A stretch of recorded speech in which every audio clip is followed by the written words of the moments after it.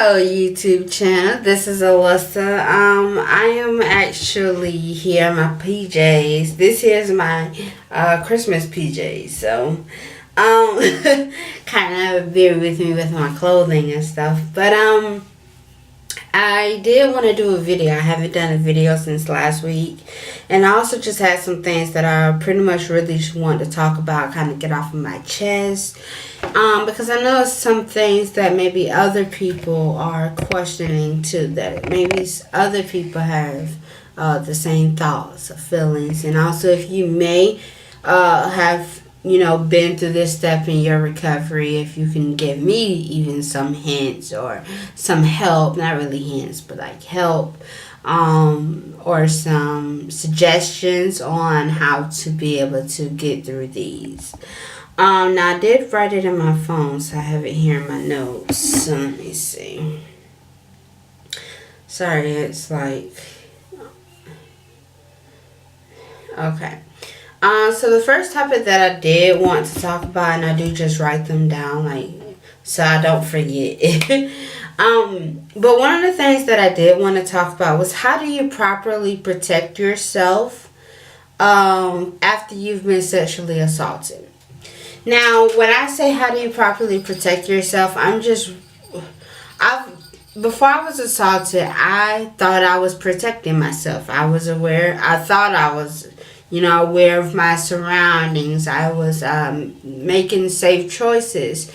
And I'm not saying that I know that I'm not the cause of it or the reason why, and my awareness, that has nothing to do with, being assaulted. But I thought that I was protecting myself. And I feel like after being assaulted, I kind of feel like now, okay, what steps do I need to take to protect myself? I was thinking about maybe doing some like kickboxing that also helped me lose weight as well, and some martial arts. I was in martial arts when I was younger, so that's why I was thinking about doing that. But I think that may help me, but I just want to know maybe some suggestions that you guys may have of how to, I guess, reassure myself that I know how to protect myself.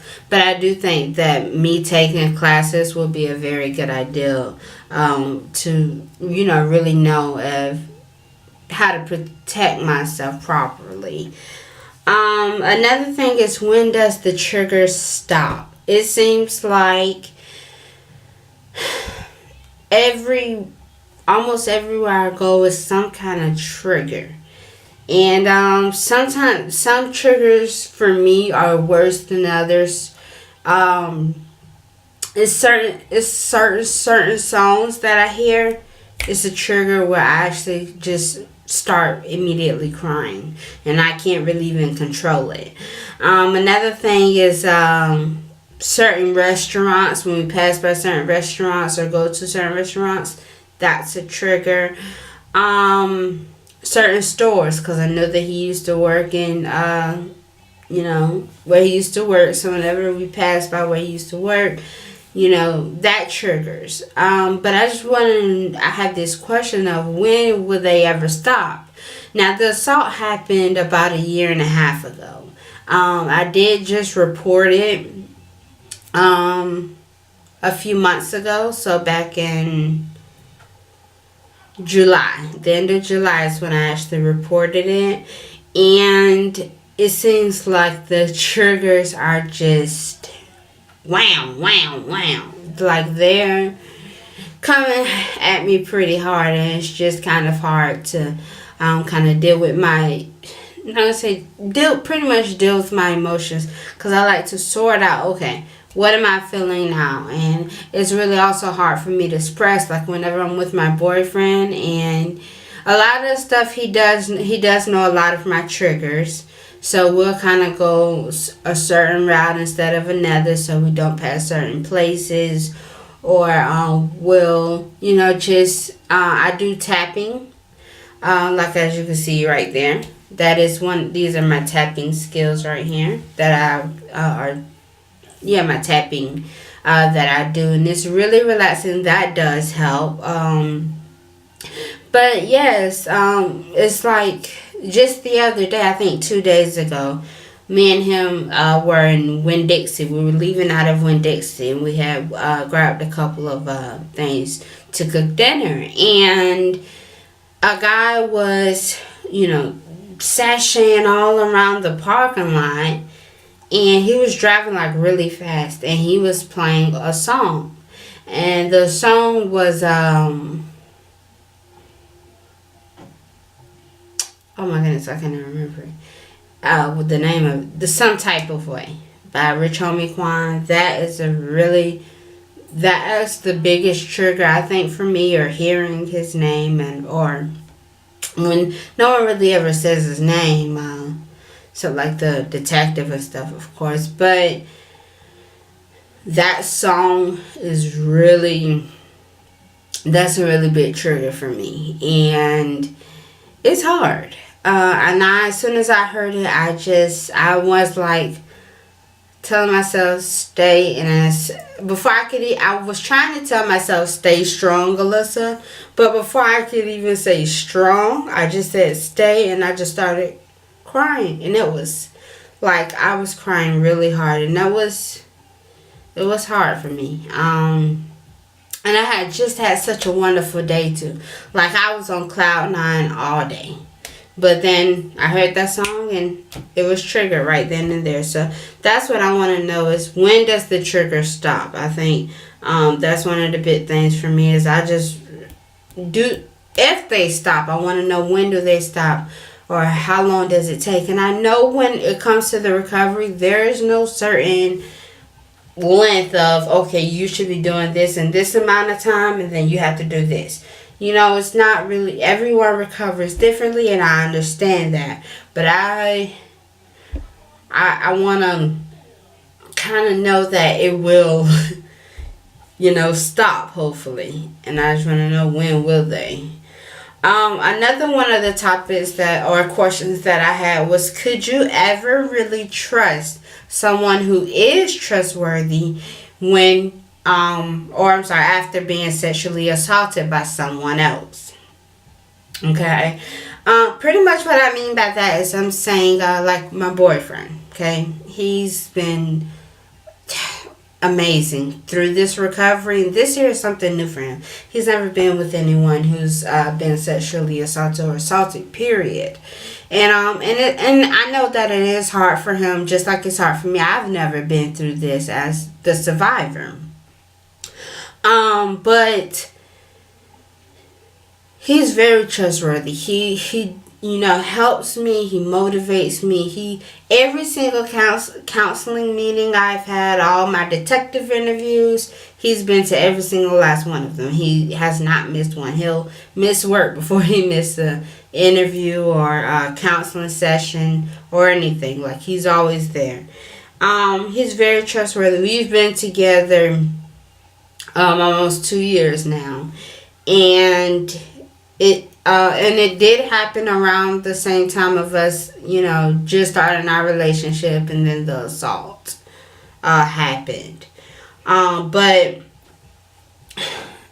it's just hard to 100% trust someone. And honestly, it's not even just him who I have, I'm not going to say trust issues. It's just trying to let down my wall and not feel so guarded whenever I'm around anyone. It's not just him. It's my parents, who I've been, both my mom, me, my brother, my mom and dad, we've always lived in the same house since the day I was born. And I have trouble trusting them. And it's like, they're there for me. They was the one who took me to the hospital, did this and that. They're still here. They're my support system.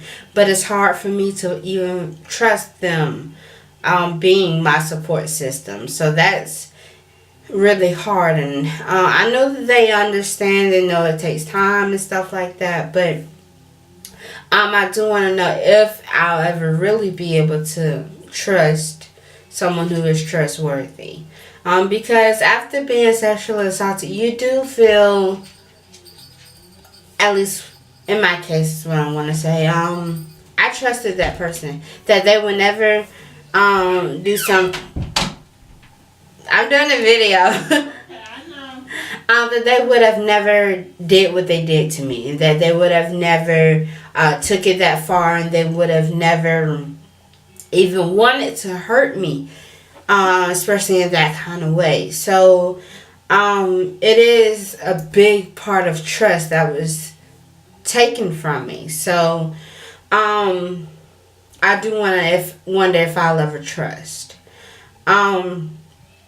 Now those were my main three questions or topics that I wanted to talk about. Was the and again I'll go over them, is if how do I properly protect myself, or after being assaulted. You know, if I felt like I was protecting myself great before, but now I'm just like, how do I protect myself now? Another one is, when did the trigger stop? Because it seems like they come back at the back sometimes, or you know, I'm having a wonderful day, and then that night, just going to the grocery store, boom, I have a trigger. And the other one is if I can fully trust someone who is trustworthy after being assaulted. Now, I do want to end my videos with a positive note. So the positive note that I just want to let everyone know and reassure myself about is that God in time will heal all wounds. And I honestly do truly believe that with wholeheartedly.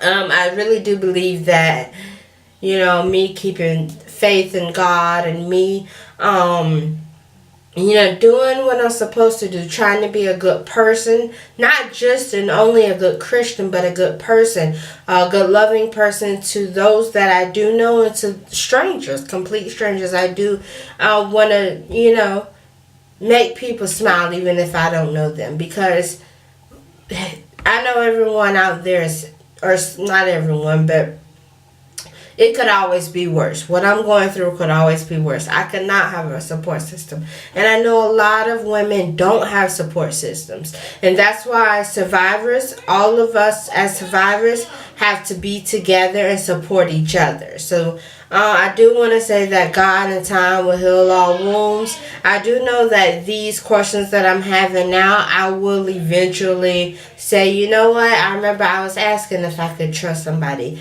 Well, now I do trust someone. So I know that God in time will heal all wounds. So I do want to thank you guys for watching the video. If you have any questions, comments, concerns, if you have any suggestions on ways that have helped you or helped a family member or anything, please feel free to comment. Please interact and comment with not only having questions for me, but if you see other people having questions, feel free to give them suggestions as well. So thank you for watching my video. God bless, and have a wonderful day, and happy holidays.